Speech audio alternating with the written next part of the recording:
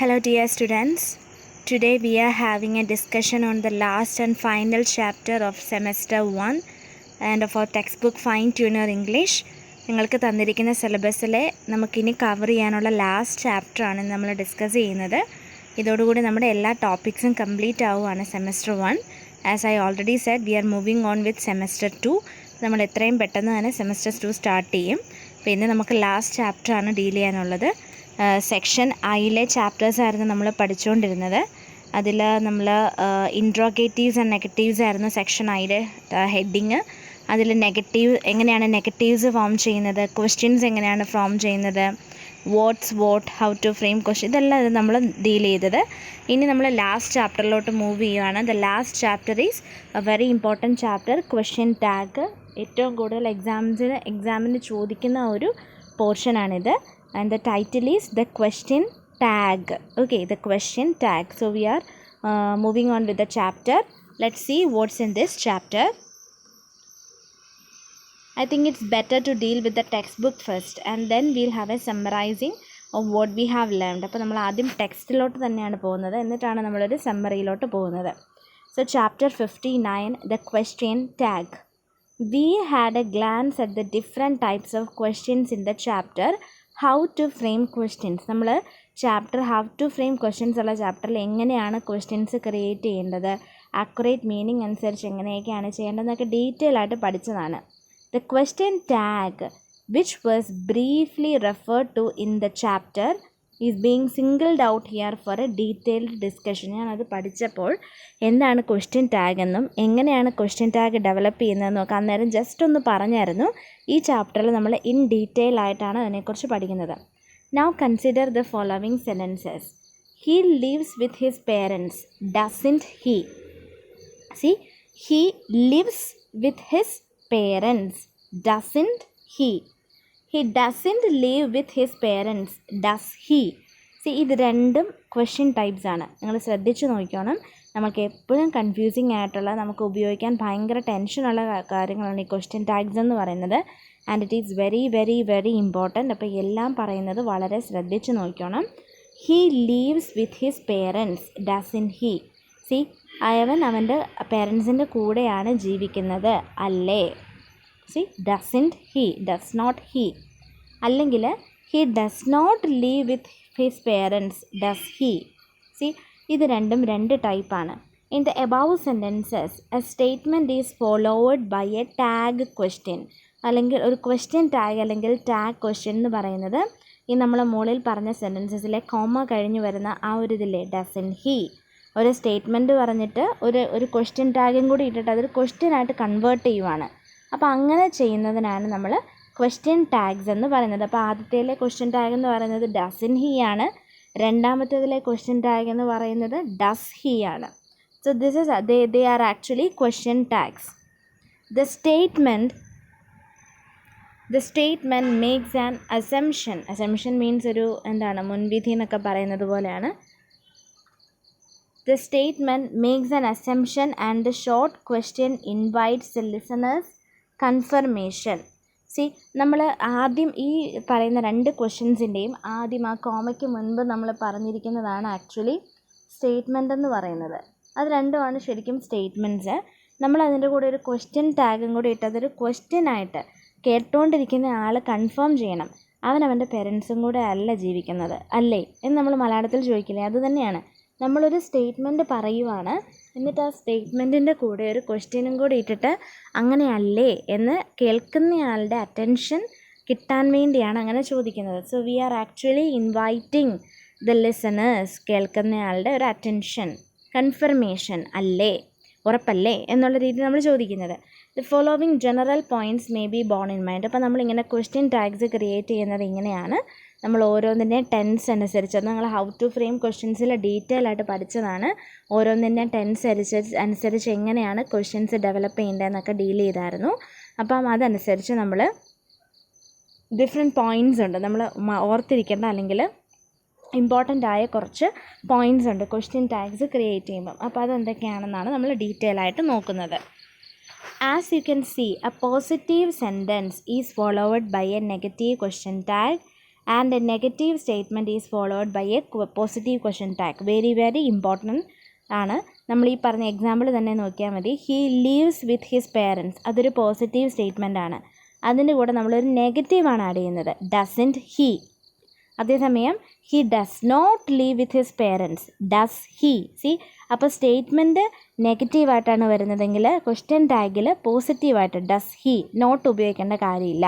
പക്ഷേ സ്റ്റേറ്റ്മെൻറ്റ് പോസിറ്റീവായിട്ടാണ് വരുന്നതെങ്കിൽ ക്വസ്റ്റ്യൻ ടാഗിൽ എന്താണെങ്കിലും നിങ്ങൾ നെഗറ്റീവ് യൂസ് ചെയ്യണം. ഇതാണ് ആദ്യത്തെ rule. As you can see, positive sentence is followed by a negative question tag and a negative statement is followed by a positive question tag. The first sentence above means I believe he lives with his parents. Am I right? See, ആദ്യത്തേൻ്റെ അർത്ഥം എന്ന് പറഞ്ഞാൽ നമ്മുടെ ഒരു വിശ്വാസമാണ്. നമ്മളൊരാൾ പറയാണ് അവൻ അവൻ്റെ പേരൻസിൻ്റെ കൂടെ അല്ല ജീവിക്കുന്നത്, അല്ലേ? നമ്മുടെ ഒരു വിശ്വാസം പറഞ്ഞു കൺഫേം ചെയ്യാനായിട്ട് നമ്മൾ ഒന്നുകൂടെ ചോദിക്കുവാണ്. രണ്ടാമത്തെ സെൻറ്റൻസ് നോക്കി, ഐ ബിലീവ് ഹി ഡസ്, അവൻ അവൻ്റെ പേരൻസിൻ്റെ കൂടെ അല്ല ജീവിക്കുന്നത്, അല്ലേ?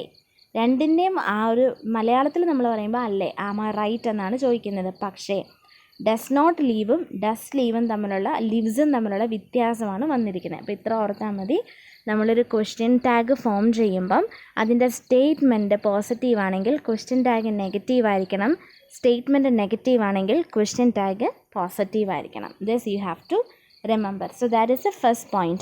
Now moving on to the second one, the subject of the statement and the subject of the tag question should be the same. This is very important.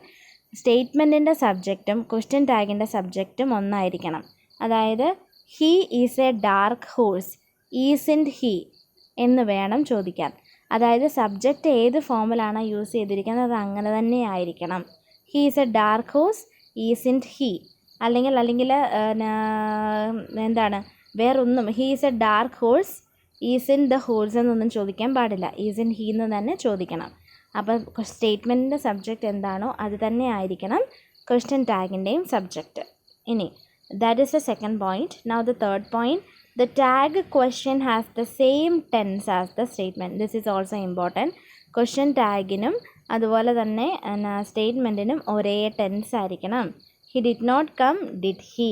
C, he did not come എന്ന് പറഞ്ഞാൽ do ഹീന്നോ does ഹീന്നോ ഒന്നും അല്ല ചോദിക്കേണ്ടത്. Did not come എന്നാണെങ്കിൽ did he എന്ന് തന്നെയാണ് ചോദിക്കേണ്ടത്. അപ്പോൾ സെയിം ടെൻസും ആയിരിക്കണം. അപ്പോൾ ഇതാണ് മെയിനായിട്ട് നിങ്ങൾ ശ്രദ്ധിക്കേണ്ട 3 പോയിൻറ്റ്സ് എന്ന് പറയുന്നത്. Now we are moving on to the fourth point. Actually there are 2 kinds of positive tag questions and as many types of negative tag questions. Both the positive and the negative question tags may have a rising tone or a falling tone. കുറച്ച് general ആയിട്ടുള്ള കാര്യമാണ് പറയുന്നത്. Generally നമ്മൾ പറഞ്ഞു positive question tag ഉണ്ട്, negative question tag ഉണ്ട്. 2 തരത്തിലാണ് positive question tag form ചെയ്യുന്നത്. പക്ഷെ ഒരുപാട് തരത്തിൽ നെഗറ്റീവ് ക്വസ്റ്റ്യൻ ടാഗ്സ് ഫോം ചെയ്യാം. പോസിറ്റീവിലും നെഗറ്റീവിലും നമ്മൾ ഉപയോഗിക്കുന്നത് റൈസിങ് ടോണാണ്. ടോൺ എന്ന് പറഞ്ഞാൽ നിങ്ങൾക്കറിയാമല്ലോ, നമ്മൾ പുറപ്പെടുവിക്കുന്ന ഒരു സൗണ്ടിൻ്റെ ഒരു ഫ്രീക്വൻസിക്കാണ് ടോൺ എന്ന് പറയുന്നത്. റൈസിങ് ടോൺ ഉണ്ട്, ഫാളിങ് ടോൺ ഉണ്ട്. റൈസിങ് ടോൺ എന്ന് പറഞ്ഞാൽ നമ്മൾ എന്താണെന്ന് വെച്ചാൽ അത് നമ്മൾ ചോദിക്കുന്ന പോലെ ഇരിക്കും. ഇപ്പം he doesn't leave with his parents, does he എന്ന് നമ്മൾ ചോദിക്കുമ്പോൾ നമ്മളൊരു ക്വസ്റ്റ്യൻ ചോദിക്കുക എന്നുള്ള രീതിയിലൊരു ശബ്ദം ഒന്ന് ഉയർത്തില്ലേ, അതിനാണ് റൈസിങ് ടോൺ എന്ന് പറയുന്നത്. അത് ഫാളിങ് ടോൺ എന്ന് പറഞ്ഞാൽ അങ്ങനെ നോർമലി പറയുന്നതിനാണ് ഫാളിങ് ടോൺ എന്ന് പറയുന്നത്. അപ്പോൾ നിങ്ങൾ ഓർത്തോണം, പോസിറ്റീവിലെ നെഗറ്റീവ് ക്വസ്റ്റ്യൻ ആയിരുന്നെങ്കിലും ഏത് വേണമെങ്കിലും ഉപയോഗിക്കാം, റൈസിങ് ടോണോ ഫാളിങ് ടോണോ. If the tag has a rising tone, ഇനി റൈസിങ് ടോൺ ആണെന്ന് വിചാരിക്കുക, പോസിറ്റീവ് ആയിരിക്കാം നെഗറ്റീവ് ആയിരിക്കാം. It suggest neutral expectation. അതായത് നമ്മളൊരു ചോദ്യം ചോദിക്കുമ്പം എന്നാണ് റൈസിങ്ങോ ഫാളിങ്ങോ ആണെന്ന് വിചാരിക്കുക, ഏത് രീതിയിലാണെങ്കിലും നെഗറ്റീവോ പോസിറ്റീവോ ആയിക്കൊള്ളട്ടെ. നമ്മൾ ചോദിക്കുകയാണ്, നമ്മുടെ ഒരു വിശ്വാസം പറയാണ് അവൻ അവരുടെ കൂടെയല്ലേ, പേരൻസിൻ്റെ കൂടെ തന്നെയല്ലേ ജീവിക്കുന്നത് അല്ലേ എന്ന് ചോദിക്കുവാണ്. അപ്പോൾ നമ്മൾ എക്സ്പെക്റ്റ് ചെയ്യുന്നത് ഒരു പോസിറ്റീവ് റെസ്പോൺസാണ്. We have a positive rising tone ആയതുകൊണ്ട് we have a neutral expectation ആണ്. On the other hand, if the positive tag question has a falling tone, it will show positive expectation, and if the negative tag has a falling tone, it will show negative expectation. അതിനകത്തൊരു കാര്യമുണ്ട്, neutral എന്ന് പറയാൻ കാരണം positive ആണെങ്കിലും negative ആണെങ്കിലും rising ചോദ്യം ചോദിച്ചാൽ നമ്മളൊരു ഉത്തരം പ്രതീക്ഷിച്ചുകൊണ്ടാണ് ചോദിക്കുന്നത് അല്ലേ. അവൻ അവൻ്റെ പേരൻസിൻ്റെ കൂടെയാണ് ജീവിക്കുന്നത് അല്ലേ എന്ന് ചോദിക്കും, അല്ല ശരിയല്ലേ എന്ന് നമ്മൾ ചോദിക്കും. അപ്പം അതെന്താണ്, നമ്മളൊരു ആൻസർ എക്സ്പെക്റ്റ് ചെയ്യുന്നുണ്ട്, അതൊരു ന്യൂട്രൽ ആൻസറാണ്. പക്ഷേ അത് തന്നെ ഫാളിംഗ് ടോണിൽ പറയുന്നത് അവൻ അവൻ്റെ പേരൻസിൻ്റെ കൂടെയാണ് ജീവിക്കുന്നത് അല്ലേ എന്ന് ചോദിച്ചാൽ എന്താണ്, we are not expecting actually an answer. പിന്നെ എന്താണ് നമ്മൾ എക്സ്പെക്റ്റ് ചെയ്യുന്നത്, എന്താണ് ഒരു we are not actually expecting. പിന്നെന്താണ് ഫാളിംഗ് ടോൺ ആകുമ്പോൾ നെഗറ്റീവ് എക്സ്പെക്റ്റേഷനാണ് വരുന്നത്. പോസിറ്റീവ് ആണെങ്കിൽ പോസിറ്റീവ് എക്സ്പെക്റ്റേഷനാണ് വരുന്നത്.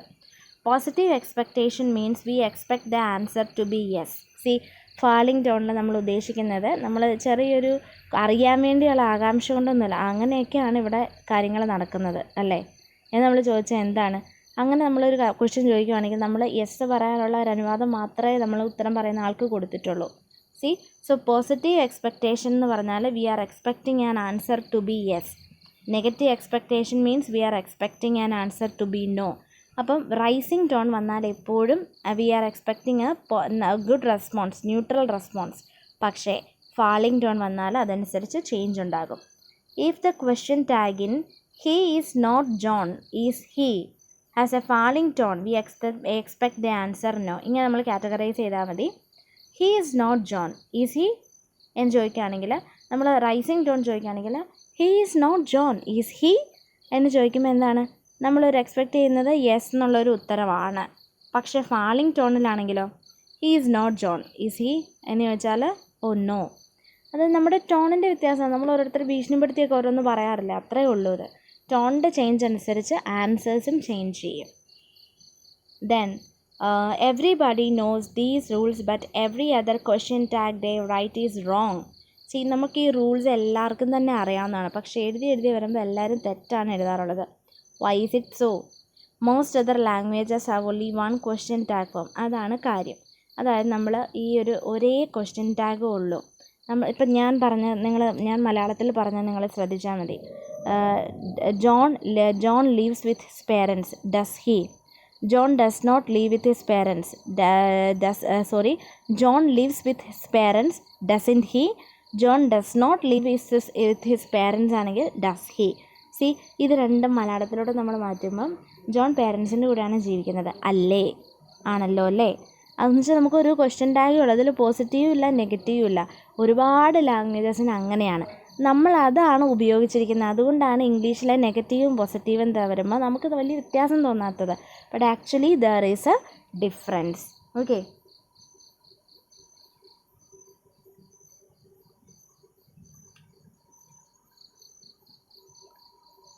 so actually we are having a difference. In German, for example, the question tag Nietzsche war, അതൊരു ജർമ്മൻ ടേമാണ് കേട്ടോ, is used after all kinds of forms, all kinds of sentences. The most common mistake in English is using isn't it without caring for the tense or subject of the statement as it follows. See നമ്മൾ ഇംഗ്ലീഷിൽ പറ്റിക്കുന്ന ഏറ്റവും വലിയ തെറ്റാണ് is not, isn't him, isn't he എന്നൊക്കെയാണ് ഉപയോഗിക്കുന്നത്. നമ്മൾ tense ഏതാണെന്ന് പോലും ശ്രദ്ധിക്കാതെ വെറുതെ ഇങ്ങനെ യൂസ് ചെയ്യുവാണ്. അതാണ് അതിൻ്റെ ഒരു മിസ്റ്റേക്ക് എന്ന് പറയുന്നത്. ഇനി in fact the Oxford companion to the English language mentions the use of the invariable isn't it as an important feature of south Indian English. അതായത് നമ്മുടെ സൗത്ത് ഇന്ത്യൻ ഇംഗ്ലീഷിൻ്റെ ഒരു വേരിയബിളാണ് ഇങ്ങനെ നമ്മൾ എപ്പോഴും എല്ലാത്തിൻ്റെയും കൂടെ ഈസിൻറ്റ് ഹി എന്ന് ഗ്രാമർ നോക്കാതെ ഉപയോഗിക്കുമ്പോഴല്ല ഇഷ്യൂ എന്ന് പറയുന്നത്. Another reason is the presence of different types of question tags and the various expectations the rules have got. It might appear strange, but the question tag after I am your teacher is aren't I. See, I am your teacher, isn't I എന്നല്ല, aren't I എന്നാണ് ചോദിക്കേണ്ടത്. Though the question tag should have the same subject as the statement, there are exceptions and these expressions can be confusing. See, നമ്മൾ ഇതിന് മുൻപ് rule പറഞ്ഞായിരുന്നു, സ്റ്റേറ്റ്മെൻറ്റിലെ subject തന്നെ ആയിരിക്കണം question ടാഗിലെയും subject വരേണ്ടതെന്ന്. പക്ഷേ എപ്പോഴും അങ്ങനെ ആയിരിക്കണമെന്ന് നമുക്ക് നിർബന്ധം പറയാൻ പറ്റില്ല. ഫോർ എക്സാമ്പിളാണ് തരുന്നത്. If the subject of the statement is എവ്രിബഡിയാണ് സ്റ്റേറ്റ്മെൻറ്റിൻ്റെ സബ്ജക്റ്റ് എന്ന് വിചാരിക്കുക. അത് ക്വസ്റ്റ്യൻ ടാഗിൽ വരുമ്പം they വരും, എവ്രിബഡി എന്നല്ല വരുന്നത്. See everybody is interested, aren't they.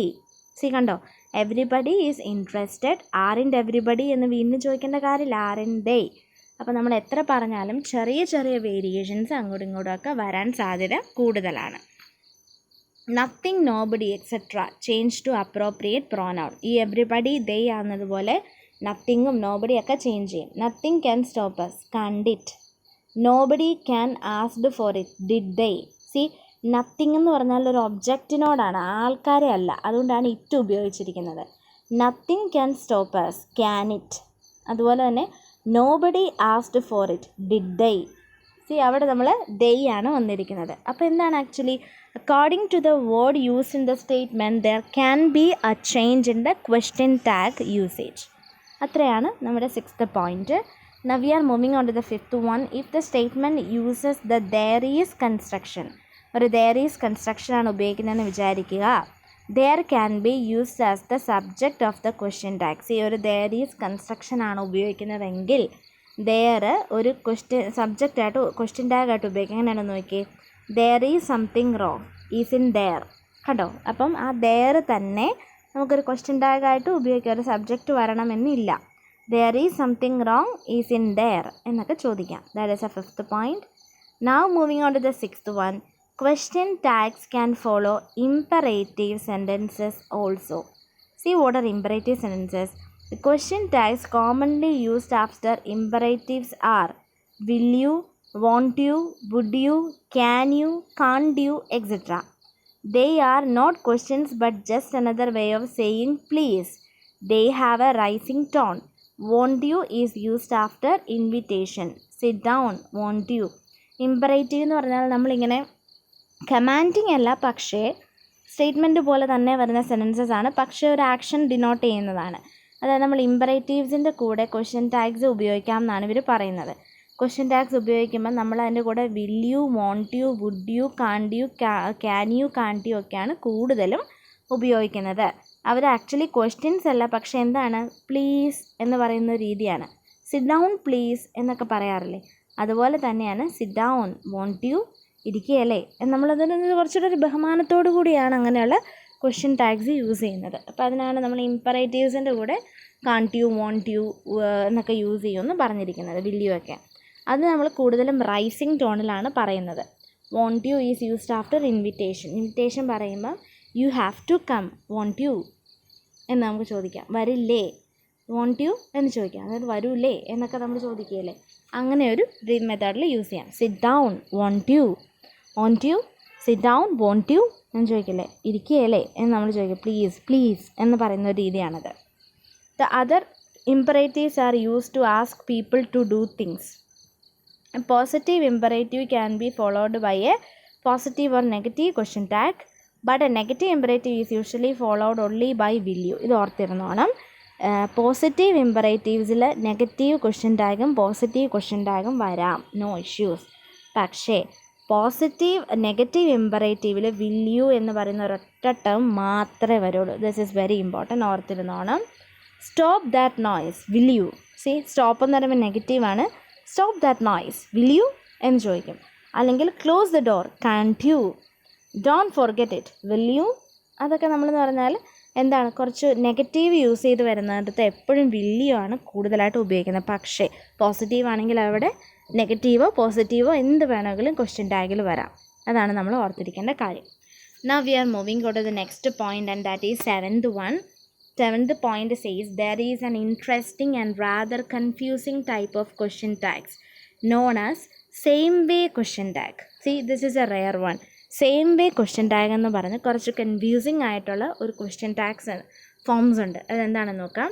It is a less common type in which both the statement and the question tag are of same kind. See, ഇവിടെ വ്യത്യാസം എന്ന് പറഞ്ഞാൽ സ്റ്റേറ്റ്മെൻറ്റും ക്വസ്റ്റ്യൻ ടാഗും ഒരുപോലെ ഇരിക്കും. അതിനാണ് സെയിം വേ ക്വസ്റ്റ്യൻ ടാഗ്സ് എന്ന് പറയുന്നത്. The statement usually begins with "o" or "so", suggesting that the speaker arrived at a conclusion by inference or by recalling what has already been said. Such sentences can suggest concern, anger, surprise, etc. See, so you are getting married. Are you?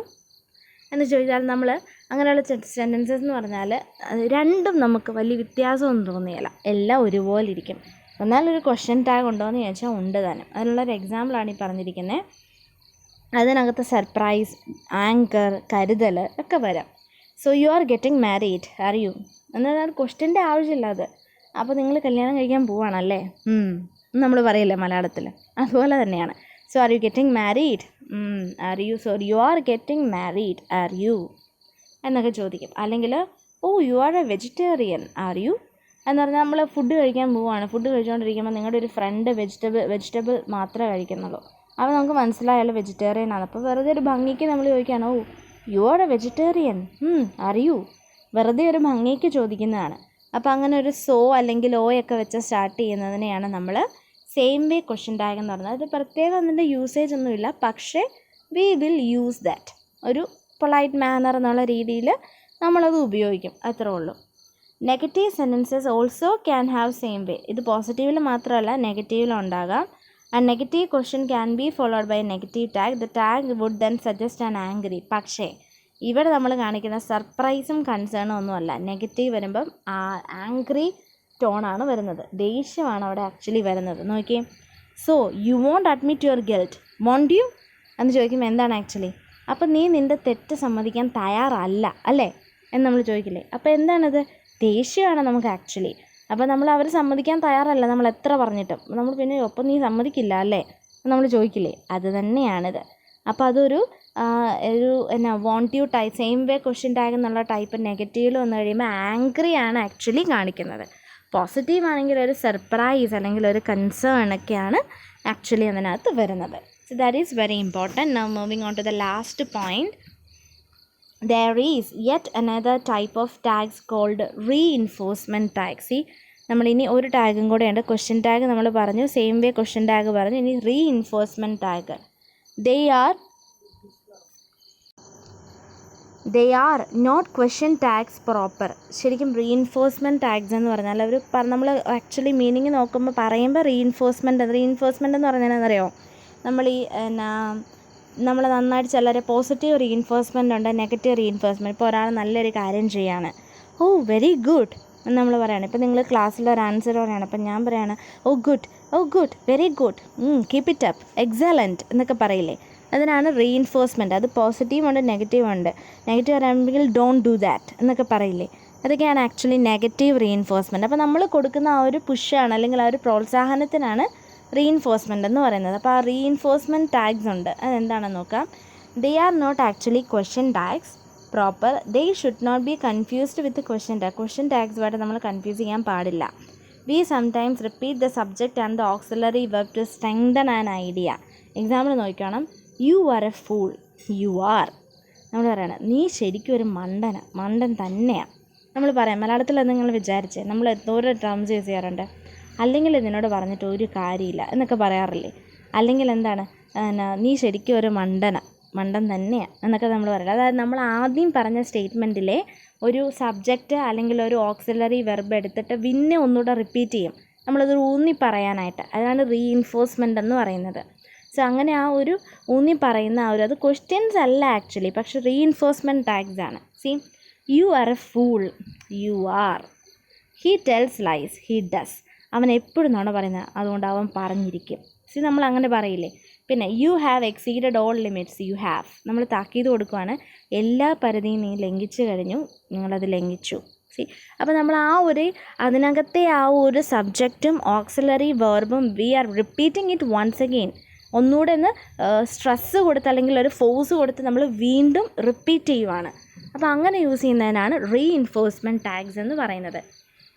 The reinforcement tag can be used in such a way that the subject comes at the end of the sentence, giving more importance to the verb. See, here we are giving more importance to the verb. So the subject is coming at the end portion. See, wrecking your own life, you are. നീ നിൻ്റെ ജീവിതം തന്നെ നശിപ്പിക്കുവാണ്, you are.